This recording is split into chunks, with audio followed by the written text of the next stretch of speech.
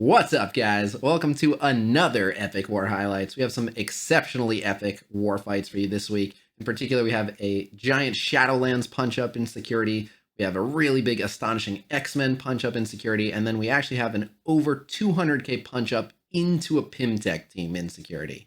Without further ado, let's check it out.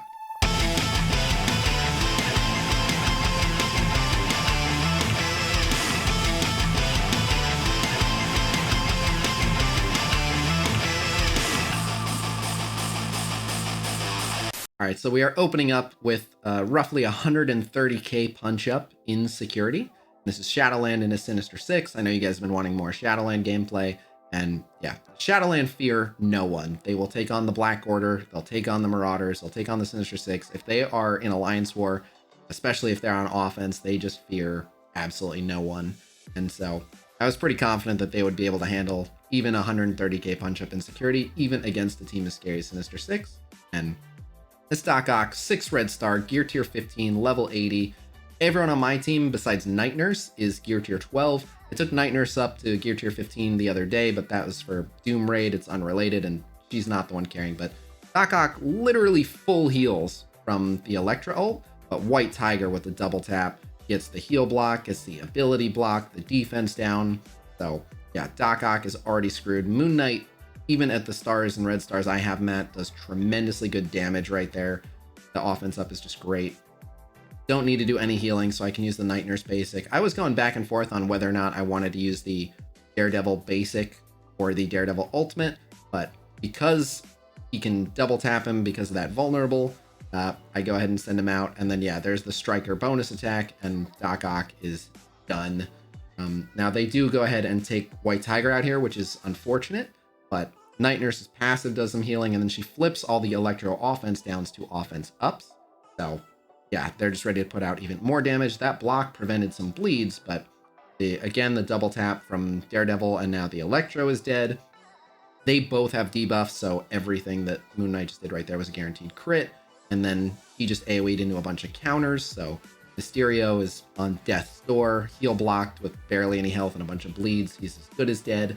And then Swarm made the same mistake. He hit into a bunch of people with all the Daredevil counters. This team does need a ton of T4s to function, but if you give them T4s, they will not let you down. In Alliance War, if you power your Shadowlands up enough, with the current state of the game, they are just not afraid of any team. So I was actually worried that Swarm would flip some of those bleeds to regens and somehow survive. I figured better safe than sorry, let me take him out. But once I had him that low, I knew that the bleed damage would kill him before he could flip it. And then I know Mysterio is as good as dead anyway, so I'm just focusing out Rhino here. But yeah, if White Tiger hadn't literally been killed before Night Nurse's second turn, then I think Night Nurse could have saved her by healing her up quite a bit, and then she would have used her ult, and she would have been back to full health as well. But just because this was such an aggressive punch-up for me, I wasn't able to bring all 5 characters at full health all the way to the end. I slow mode this for BM just to show that everyone's healthy, counters up, heals up, and I just dropped an Electra ult on the Mysterio clone just because I could. Shadowland just crush. All right, so what we're looking at here is roughly 150k punch up, Astonishing X-Men into a Young Avengers hybrid. This is a pretty standard Young Avengers team with one of the scariest fists they can have, Captain Marvel, and that's almost 170k Captain Marvel, so there's no pushover. And this is in security, and Young Avengers in particular are a very front-facing damage team. They're going to do a ton of damage right out the gate with all the assists. The hero brawlers tend to be really, really fast, but fortunately Bishop, with defense up and taunt on spawn, as well as his own natural damage mitigation, is just perfect for absorbing exactly this. So you're seeing, Captain Marvel nukes him, and then there's all the assists, and he got dropped kind of low, but the Beast passive kicks in and heals him for like 45% of Beast's health. And then by him dropping below 50%, Beast got the speed to go immediately and get rid of all the defense ups off of everyone, or defense downs rather. So now they're in great shape.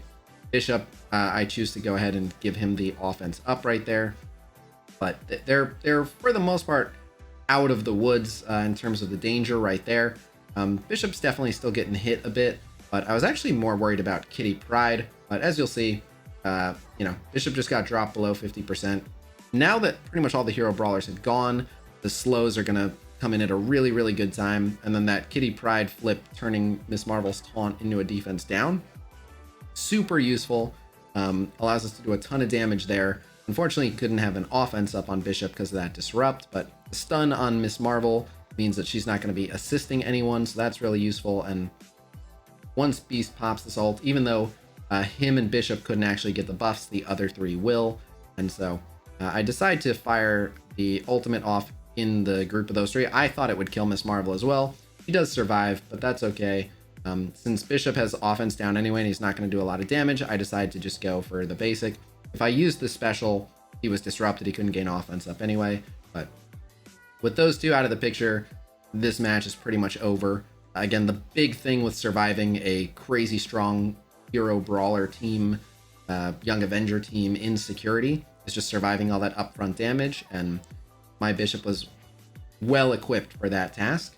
And yeah, as soon as Beast can pop his special, there's a lot of healing going out. All those defense downs from security cease to be a problem. And so I finally get to fire off the offensed up charged Bishop ultimate right there. And yeah, it kills one and absolutely cripples the other two, and they mop them up. It wasn't even close. Domination, really.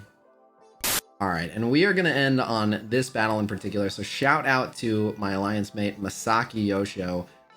I did not want to take this attack. I didn't think that my success chance was particularly high because this is over a 200k punch up in security. I mean, it's a 729k Pimtech. You can see I'm using a Zemo Hydra with Red Skull and the two X Factor members. So I knew that we had a chance of victory here, but I really didn't like my odds just because anytime you're punching up over 200k, if it's not like, you know, Black Order into the Ravagers, if it's not some kind of crazy super hard counter, 200k power difference can just, you know, express itself in all kinds of ways where even though you land your abilities, you just don't do enough damage to kill people. But you can see Zemo's passive goes off and gets rid of a lot of their positive effects that we don't have to deal with. And I decide to go ahead and ability block Yellow Jacket because I am really afraid of their damage. The Pimtech team are just not that tanky, but I really don't want to deal with their damage. So we get really, really good damage on Yellow Jacket, but he now has an evade. So I make the decision to go with the Shatterstar ultimate there. And again, we get good damage. Now there's evades on Wasp and Ant-Man as well. And now Stature is tanking, but unfortunately, Yellow Jacket has started healing up. Even hitting him with the long shot special, he is still not quite about to die. I was really hoping that I could dispel this Stature taunt right here, but that is like an over 150k Stature. I wasn't able to get that dispel either. So I still can't hit the Yellow Jacket. All those attacks are forced to miss, but I do decide to go ahead and put a death proof on the Grenadier there.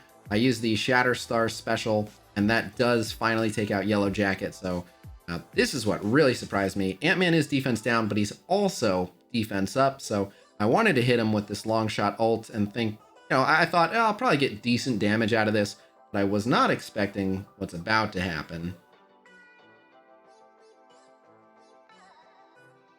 Yeah, he's dead. So Ant-Man's dead from a single long shot ult. That was a lot more damage than I was expecting. The Zemo passive goes off for the second time, and I decide to hit Stature while I can with the unavoidable Zemo special. And then I actually did think this would drop Stature, but again, there's such a big power differential. She's still alive and she started healing up. So I think I used the long shot basic here because it can't be dodged. I wanted to make sure that I took Stature out. And then fortunately Wasp is slowed, but this Ghost ult is nasty. She takes out Red Skull and the Grenadier. So now we are in a 3v2. Fortunately, again, Longshot now has that undodgeable basic that allows me to take out Wasp. But even in what's now a 3v1, I was really worried about how this was going to go. It's a 7 red, just shy of 190,000 power Ghost. And although my Zemo is gear tier 15, both my X Factor members are only gear tier 12.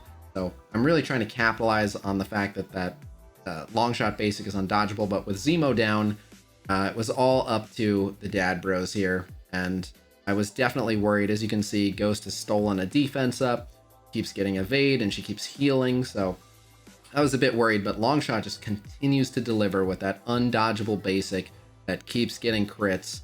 So, yeah, as you can see here, it was enough to put him away. Over 200k punch up on Pimtech and security. But all right, so that is another episode of Epic War Highlights in the bag. Please let me know in the comments which match in particular was your favorite, and more importantly, if there's a specific matchup that you want to see footage of, a certain war matchup that you're just not sure how to play, leave that in the comments and I will do my best to make sure I get footage of the war matchups you guys really want to see. I also want to mention, if you guys are recording your war fights, which you can do on any mobile device, if you play on your PC on Bluestacks or another emulator, you can record with a whole bunch of different software. I personally use OBS. If you record your matchups, you can just throw them up on something like a Google Drive and PM them to me on Discord, and I can feature viewer matches in Epic War Highlights if you get something particularly epic that you want people to see. But on that note, that is all I've got for you guys this week. Please be sure to like, subscribe, and drink Coke, not Pepsi, and I will see you guys real soon. Until next time. Peace!